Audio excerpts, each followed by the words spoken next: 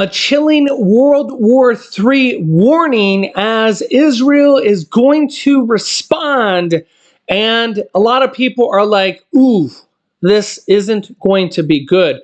And the Senate impeachment, a very surprising, well, I'll give you the details on what happened here in this video. Let's jump right in. Thanks for liking these videos. Here we go.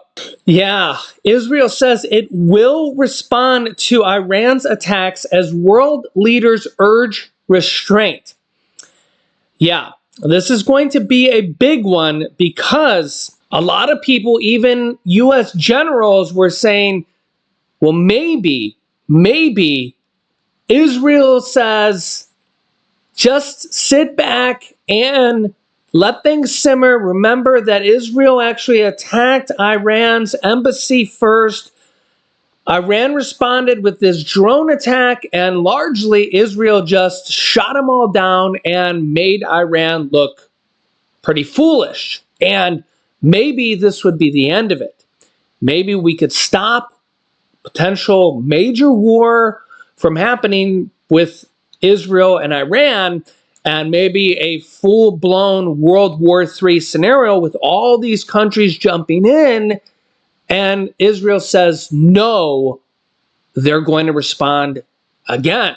In fact, take a listen here. Netanyahu says 9 chilling words as Iran's president vows to completely destroy Israel. Iran's military attack on Saturday was the first time the country ever launched a direct attack on Israel. Netanyahu says Israel will do whatever it needs to defend itself. Quote, they have all sorts of suggestions and advice. I appreciate that.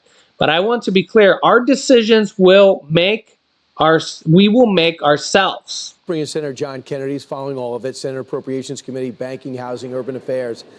Senator, your sense right now of what should happen next, because we know the administration made it clear they don't want anything to happen and they're not going to be a part of it. Well, of course Israel is going to respond. That's how they've survived all these years. I mean, the message to their enemies has always been and has to be, if you hurt us, we will open you up like a soft peanut. That's deterrence 101. I think the response will be smart. I think it'll be strategic. I don't think Israel's going to take its eye off of the prize here. Israel's got to destroy Hamas. And it's clear they're not going to get much help from President Biden. We've got to do to Hamas what we did to Al-Qaeda and ISIS. I guess the third point I'd make, Brian, is that, look, I'm sure it's apparent to the people of Israel that the people in the Biden administration, these folks are not wartime consigliaries. They're a lot more comfortable going on NPR and debating whether a man can breastfeed than they are about or with standing up to our enemies and Israel's enemies. It is what it is, but we've seen that in the war in the Middle East, and we've seen that in Ukraine. Right, they got to hit back, and it's got to be in places not to create casualties, but to where I got the drone factory, nuclear program, IRGC. That's what they're going to go for. These guys are really good, but Biden's people are really good at vetoing UN resolutions and haggling over language at a NATO summit. But when the shooting starts, you couldn't find them with Google and/or a search party. They're just not dependable. They're not wartime consigliaries. So this presents a bigger problem. If Israel attacks Iran again, this could turn into a full-blown war between the two countries, and this could present World War III, where we could see the United States get involved, we could see Russia get involved, we could see allies of the two countries get involved, and we could see, well, bigger war get involved. Let me know your thoughts here.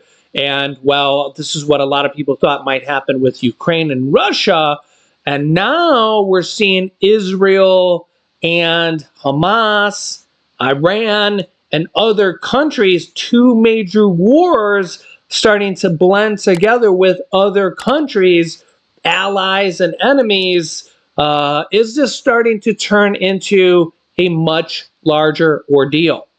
Let me know your thoughts here in the comments. Also happening today, the impeachment trial of U.S. Homeland Security Secretary Alejandro Mayorkas was sent to the Senate and apparently ended rather abruptly. You can see the headlines here. U.S. Senate ends impeachment of Biden's top border official without trial. Wow. And yeah, live updates. Senate rejects impeachment articles against DHS Secretary Mayorkas. Democrats ruled the articles of impeachment against DHS Secretary Alejandro Mayorkas unconstitutional. This is because they needed 67 votes to continue through the proceedings, get to the final vote where they would need 67 votes to impeach him, unlike the House of Representatives, where you only need 51 votes, a simple majority. This is very similar to impeaching a president. You've seen this with former President Donald Trump. You also might see this going forward with a impeachment hearing on Biden as well, where the Republicans control the House of Representatives with a very, very slim majority, but do not control even a simple majority in the Senate. So you might see a superficial impeachment in the House, but not see anything go forward in the Senate. So what happened is basically an impeachment in the House of Representatives where they got just over the 50%, 50 plus one vote, or, you know, something very close to that. And then it goes to the Senate and it dies because you need 2/3 super majority is what it's called. You need a 2/3 vote, 67 votes in the Senate. And they can't get that. They, in fact, GOP Representative Senator Lisa Murkowski actually voted present, and they didn't get any Democratic votes. So they're far, far short of actually getting 67 votes. So you guys can let me know your thoughts on this, and it fell far short. So maybe Republicans sending a message here on this is about as far as it got.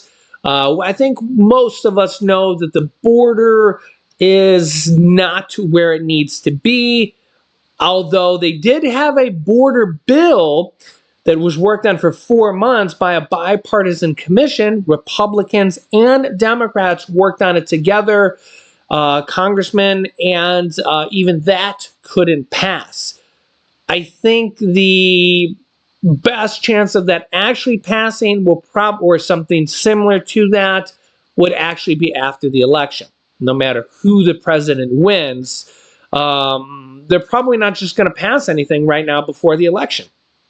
Republicans don't want to give any type of win scenario before the election to Biden. Is unfortunately just the way it is. So probably nothing at this point will pass before the election. And actually, we haven't seen any actual bills meaningful pass besides government funding bill, which is actually not really a bill that's actually very meaningful. Just funding the government is just, you know, something that Congress needs to do anyways. We haven't actually seen any meaningful bills out of this last session of Congress passed at all.